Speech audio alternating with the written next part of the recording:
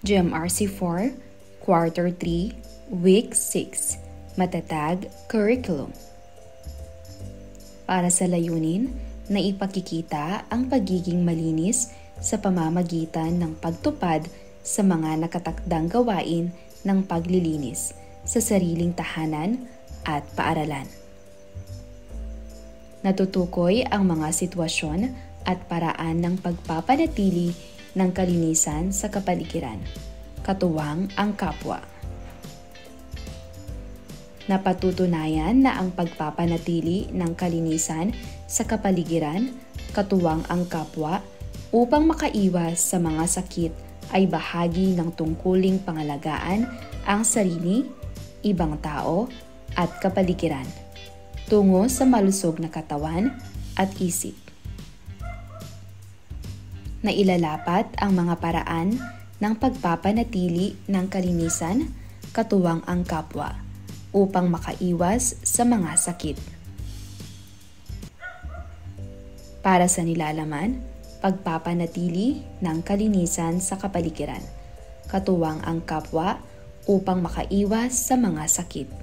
Nilalaman, mga sanhi o mga bagay na nag-uudyok sa pagpapanatili ng kalinisan ng kapaligiran. Kahalagahan ng pagpapanatili ng kalinisan ng kapaligiran.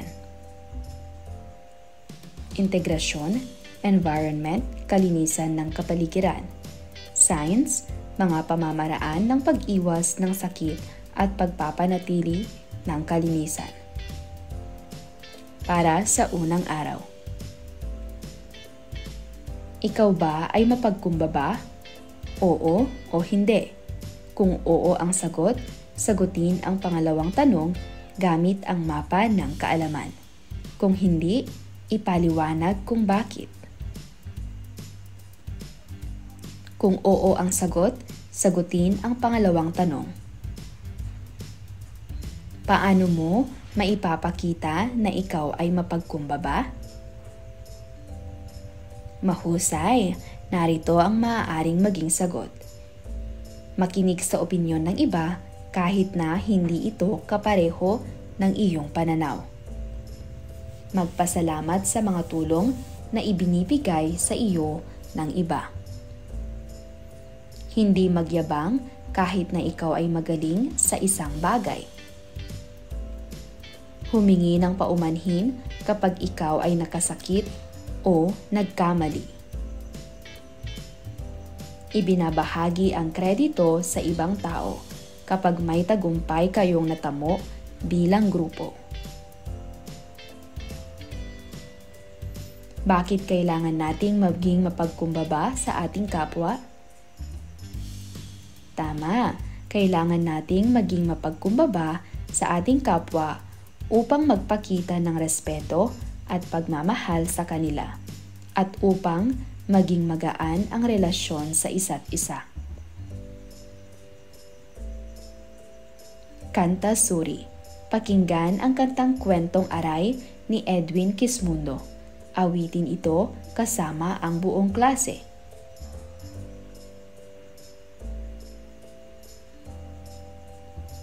Kanta Kwentong Aray ni Edwin Quismundo. Narito ang liriko nito. Minsang ako'y naglalakad sa may tabing dagat. Ako ay may nakitang alimangong umiiyak. Itinanong ko kung bakit ako ay biglang binatukan. Wikay, nagtatanong ka pa, taong tampalasan. Nilalapastangan nyo ang dagat.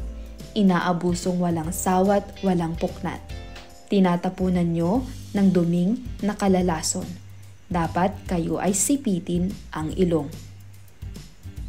Aray, aray, ang sabi ko. Pare kong alimango, ako ay walang nalalaman sa sinasabi mo. Sino ang umabuso? Sino ang lumapastangan? Wala naman akong kasalanan. Aray, aray. Kahapon ng hapon naman ay nasalubong ko. Baboy damong matutulis ang pangil at kuko. Wala na raw siyang matirhang gubat sa kabundukan. Wala na rin daw makain. Kaya siya nagkanda duling-duling. Bakit mga gubat ay inubos nyo? Galit na wika ng baboy damo. Sa takot, ako'y tumakbong ubod bilis. Habol ako ng pangil niyang matulis. Aray, aray, ang sabi ko. Pare kong baboy damo, ako ay walang nalalaman sa sinasabi mo. Naubos ang gubat? Bakit sakin ibibintang? Wala naman akong kasalanan. Aray, aray, aray. Kaninang tanghali, pagdungaw ko sa bintana, ako ay may natanaw na kilyawang namumutla. Lumipad at dumapos sa balikat ko. Bumulong sa akin. Iba na ang simoy ng hangin, hindi mo ba napapansin?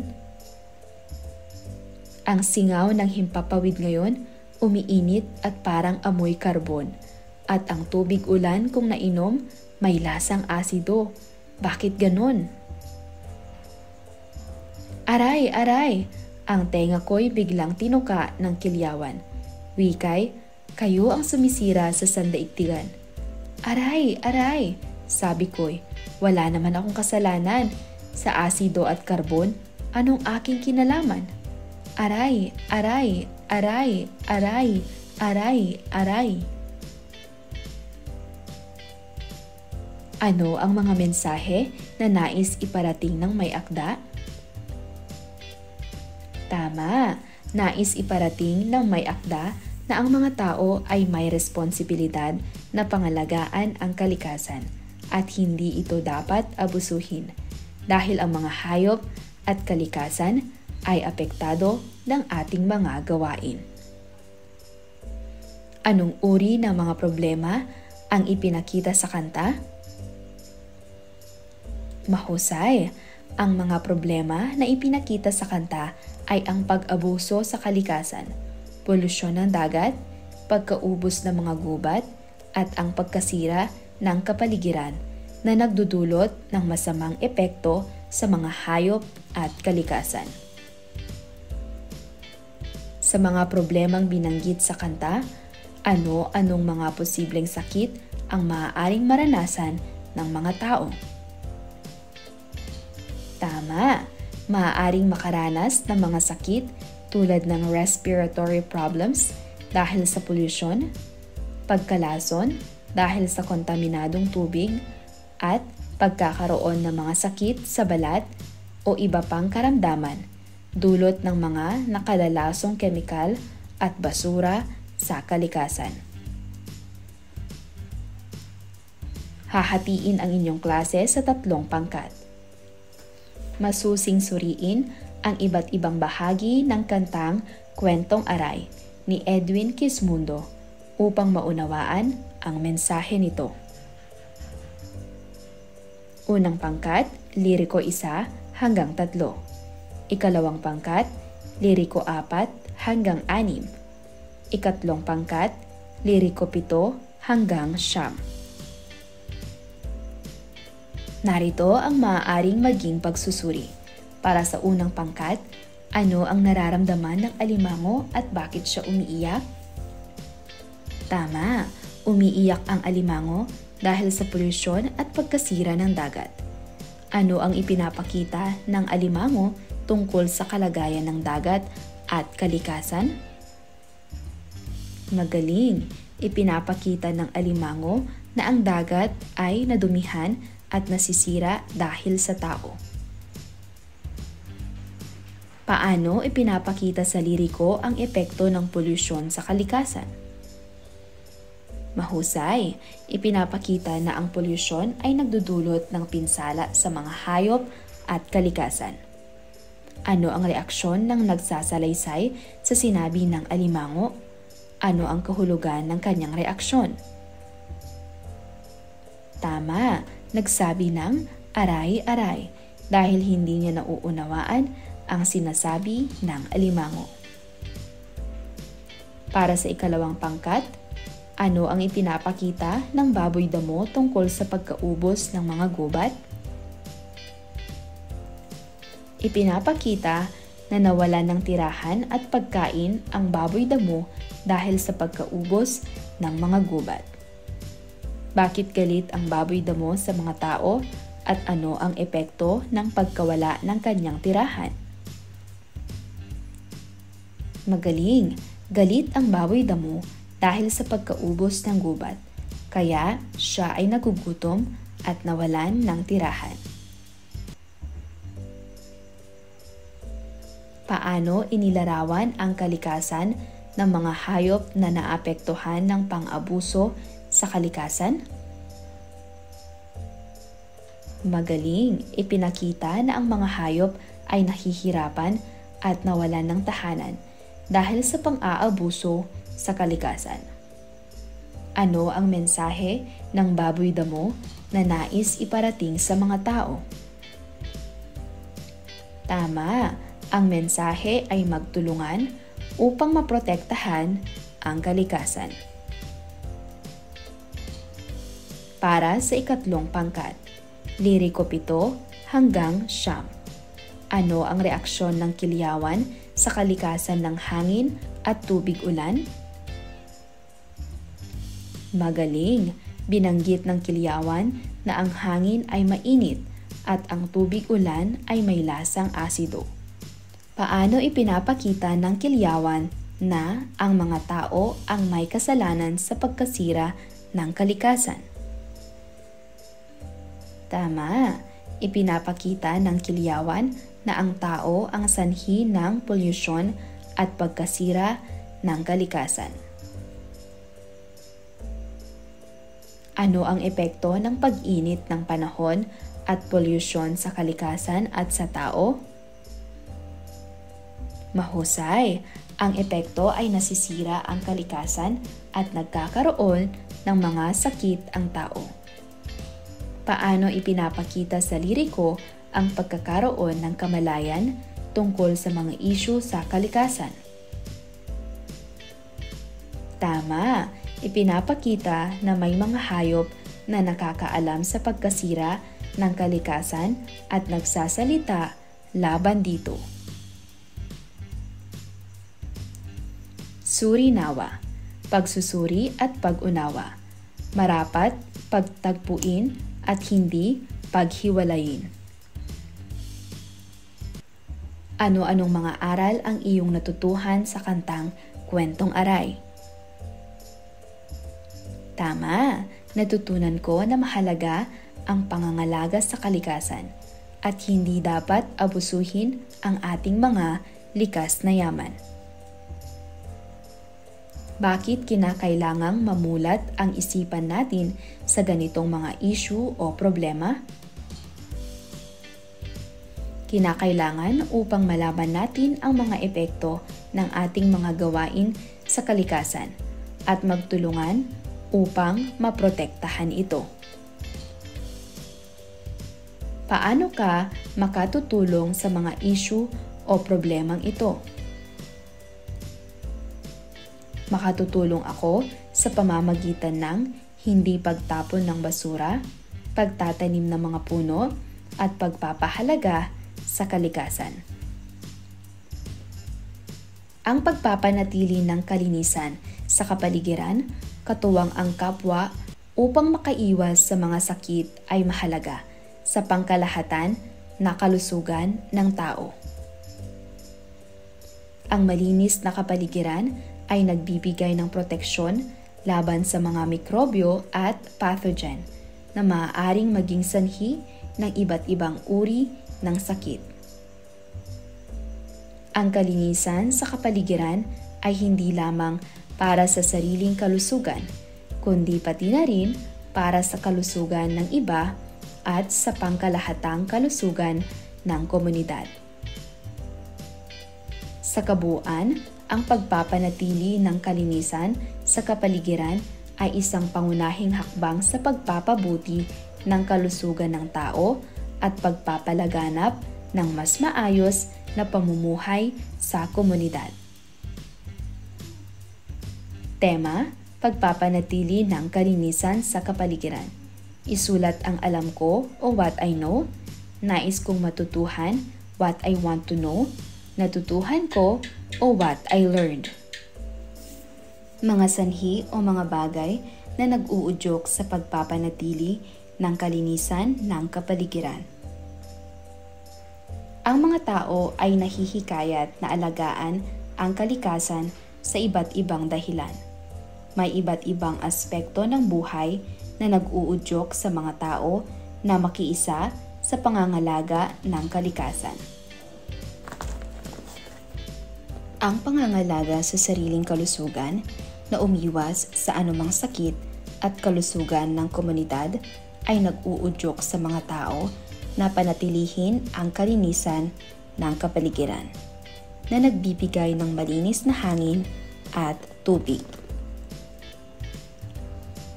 Etikal na responsibilidad sa kalikasan at ang moral na prinsipyo ng paggalang, dito ay maaaring maging motibasyon ng mga tao na alagaan ito. Trahedya at walang tiyak o kasiguraduhan na pagtingin o pananaw sa kalikasan ay maaaring magdulot ng mas mabuting pag-unawa at mas malalim na pagpapahalaga na nagtutulak sa mga indibidwal na alagaan ito. Dahil na rin sa panganib ng kalamidad, ang pangangalaga sa kalikasan ay nagiging prioridad dahil sa pangangailangan na maiwasan ang panganib ng kalamidad, tulad ng pagbaha at pagguho ng lupa. Ang pag-unawa sa sosyal na responsibilidad at papel ng bawat isa sa pangangalaga sa kalikasan ay nagbibigay inspirasyon sa kolektibong pagkilos. Ang mga programa at kampanya para sa edukasyon sa kalikasan ay naglalagay diin sa kahalagahan ng kalinisan ng kapaligiran. Ang paggamit ng teknolohiya tulad ng mga aplikasyon para sa pagre-report ng environmental issues ay nagpapadali sa pakikipagtulungan ng komunidad sa pagpapanatili ng kalinisan ng kapaligiran. Ang kagandahan at linis ng kapaligiran ay nagbibigay inspirasyon sa mga tao na panatilihin ito para sa mas magandang tanawin at karanasan. Para sa gawain bilang isa, suriin ang sarili ayon sa iyong karanasan kung ang mga sumusunod na sitwasyon ay ginagawa mo o hindi at ipaliwanag ang dahilan kung bakit. Una, gumagamit ba ako ng mga reusable na bag, lalagyan at bote ng tubig upang mabawasan ang paggamit ng single-use plastics? Oo, hindi, at ilagay ang iyong dahilan. Pangalawa, pinapatay ko ba ang ilaw, appliances at electronics kapag hindi ginagamit? Pangatlo, naliligo ba ako ng mas maikli at pinapatay ang gripo habang nagsisipilyo ng ngipin? Pang-apat, gumagamit ba ako ng pampublikong transportasyon, mag-carpool o mag-bike para mabawasan ang carbon emissions at para makatipid? Pang-lima, tinatanggihan ko ba ang paggamit ng single-use plastic bags, straw at kubyertos? Pang-anim, sumusunod ba ako sa patakaran ng aming paaralan sa tamang pangangalaga ng kalinisan tulad ng wastong pagtapon ng basura at pagsali sa mga gawaing pangkalinisan? May kaalaman ba ako tungkol sa mga issue sa kalikasan? Sumasali ba ako na mag-organisa ng mga lokal na paglilinis upang matulungan ang komunidad na maging malinis? Nagbibigay ba ako ng mga lumang damit sa halip na itapon ito? Naglilinis ba ako ng aking tahanan kasama ang aking pamilya upang umiwas sa anumang sakit?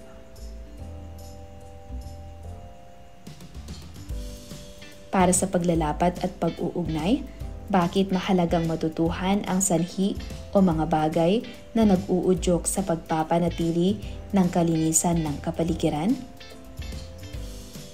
Tama, mahalaga ito upang malaman natin kung paano tayo maaaring magtulungan at kumilos upang mapanatili ang kalinisan ng kapaligiran at maprotektahan ang kalusugan at kaligtasan ng lahat. Magbigay ng isang makabuluhang aral na iyong natutuhan sa paksang ito. Natutunan ko na ang bawat isa sa atin ay may responsibilidad sa pangangalaga ng kalikasan at ito ay makikinabang hindi lang sa atin kundi pati na rin sa mga susunod na henerasyon. Para sa ikatlong araw. Kahalagahan ng pagpapanatili ng kalinisan ng kapaligiran. Ang kalinisan ng ating tahanan ay tunay na konektado sa kaligayahan at kagalingan ng ating pamilya. Ito ay nakakaapekto sa ating mga relasyon, kalusugan sa isip, at kabuuang kalidad ng buhay. Sa pamamagitan ng pagtanggap ng kalinisan bilang isang halaga o values ng pamilya, pagsasama-sama ng lahat sa mga gawain ng paglilinis at paglikha ng isang payapa at maayos na tahanan. Maaari nating gamitin ang positibong epekto ng kalinisan upang palakasin ang mga ugnayan sa pamilya at itaguyod ang isang mas masaya at mas maayos na buhay pamilya. Ang kalinisan ay hindi lamang tungkol sa pag-aayos ng mga bagay. Ito ay nagpapalakas sa puso ng kaligayahan ng ating pamilya. Ang isang malinis at maayos na tahanan ay nakapagbababa ng antas ng stress para sa lahat ng miyembro ng pamilya. Ang resulta ay isang mas mapayapang atmosfera kung saan ang lahat ay maaaring magpahinga at magkaugnay ng hindi naaapektuhan ng gulo. Ang paglilinis at pag-organisa ay maaaring maging isang aktibidad ng pamilya na nagtataguyod ng pagkakaisa. Kapag lahat ay nagtutulungan, lumilikha ito ng pakiramdam ng pagsasalo-salo at tagumpay. Ang mga pamilyang naglilinis ng magkasama ay madalas na nag-uulat ng mas matibay na mga pagsasama at mas bukas na komunikasyon. Ang pagsasama ng mga bata sa mga gawain ng paglilinis ay nagtuturo sa kanila ng mahalagang kakayahan sa buhay o life skills at ng pakiramdam ng responsibilidad. Natututo silang magpanatili ng isang tahanan, mag-ambag sa pamilya, at ipagmalaki ang kanilang mga pagsisikap. Ang mga aral na ito ay malayo ang mararating sa kanilang personal na pag-unlad. Suriin ang ipinapakita ng bawat larawan. Alamin kung ano ang ginagawa at kung bakit ito ginagawa. Para sa unang bilang, ano at bakit? Tama, pagtapon ng basura sa tamang lalagyan. Bakit? Ginagawa ito para hindi magkalat ang dumi sa paligid at para na rin ma-recycle ang mga basurang pwede pang magamit. Ito ay isa sa mga maaambag natin sa pag-iingat natin sa kalikasan upang maiwasan ang polusyon sa hangin, dagat at iba pa na maaaring magdulot ng napakaraming sakit. Para sa pangalawang larawan, magaling! Ito ay nagpapakita ng pagtatanim ng puno. Bakit? Makakatulong itong magbigay ng sariwang hangin at pagpigil sa mga landslides at baha. Sumunod na larawan. Mahusay, paggamit ng bisikleta sa pagpunta sa paaralan. Bakit? Ito ay isang alternatibong transportasyon na hindi nagdudulot ng polusyon sa hangin na maaaring magdulot ng sakit sa atin. Sumunod na larawan. Tama, coastal cleanup. Bakit? Ang pamamaraan na ito ay nakakatulong sa kalinisan ng karagatan at iba pang anyo ng tubig. Sumunod. Magaling, paglilinis o pagwawalis. Bakit? Ito ay makakatulong sa pag-iwas ng sakit upang maganda at malinis tingnan ang paligid. Ano ang kahalagahan ng pagpapanatili ng kalinisan ng kapaligiran? Tama, mahalaga ito upang mapanatili ang kalusugan ng tao, maiwasan ang sakit at maprotektahan ang kalikasan para sa mga susunod na henerasyon. Sa ngayon, ano ang iyong tungkulin sa pamilya na napanatili mong gampanan? Ang tungkulin ko sa pamilya ay tumulong sa mga gawaing bahay tulad ng paglilinis at pagtulong sa mga kapatid. Para sa ika-4 na araw. Kompletuhin ang pangungusap. Para sa akin, ang pagpapanatili sa kalinisan ng ating kapaligiran ay patlang. Ang pagpapahalaga sa kalinisan ay dapat gampanan ng bawat isa dahil patlang. Gawain, journal. Ibahagi ang detalye ng sarili at saysay ng pangyayari. Sumulat ng personal na reaksyon, opinyon, o suhestyon sa pinag-aralang paksa. Gawin ang gabay na ito sa pagsusulat ng iyong journal. Unang talata, maikling buod ng iyong natutuhan mula sa aralin. Ikalawang talata, batay sa iyong mga natutuhan, paano ito nakakaapekto sa iyong pag-iisip, damdamin o pananaw bilang isang mag-aaral. Para sa pagsusulit, isulat ang tama kung ang mga larawan sa bawat bilang ay nagpapakita ng tapat na pagsunod sa batas para sa pangangalaga ng kalikasan, at mali naman kung ito ay hindi. Para sa una at ikalawang bilang.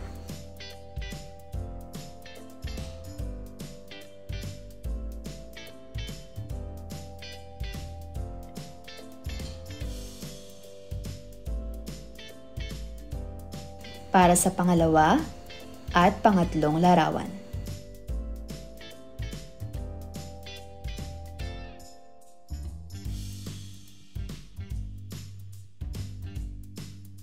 At para sa panglimang larawan.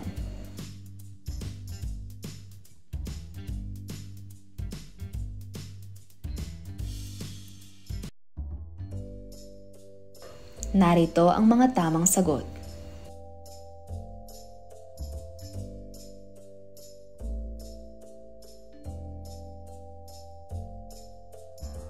Tama o mali? Bilugan ang T kung tama at M kung mali. Unang bilang, ang kakulangan ng impormasyon sa tamang pagtapon ng basura ay isa sa mga dahilan ng maruming kapaligiran.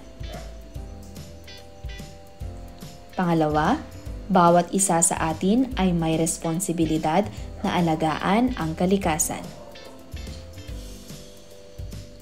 Pangatlo, ang simpleng pag-aalaga sa ating sarili ay nakakatulong upang mapangalagaan ang ating kapaligiran. Pang-apat, hindi natin kailangan ang isa't isa para mapanatili ang kalinisan ng ating kapaligiran. Panglima, ang paggawa ng ating mga tungkulin tulad ng paglilinis ay nagtuturo sa atin ng mahalagang kakayahan sa buhay o life skills.